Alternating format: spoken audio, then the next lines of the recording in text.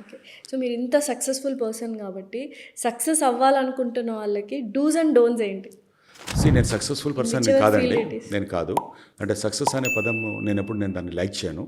Because success తర్వాత ఏముంటుంది, తర్వాత ఇంకా రిటైర్మెంట్ ఉంటుంది. సో షాల్ కప్పేసి దండేసేస్తారు అది. So success it's a continuous journey. Life is రేపొద్దున నాకు ఇంకోటి కూడా ఫెయిల్యూర్ రావచ్చు. So who knows, I'm still batting. Early retirement అనేది ఆ అసలు కాన్సెప్టే నేను ఐ డోంట్ లైక్ ఇట్ అండి.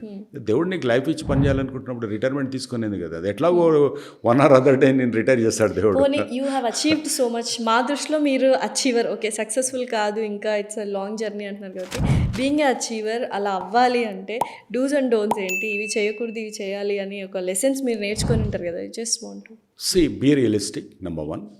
Be clear about your roadmap. Don't jump into, ఎవరో వచ్చి ఏది చెప్పగానే టెంప్ట్ అవ్వకండి.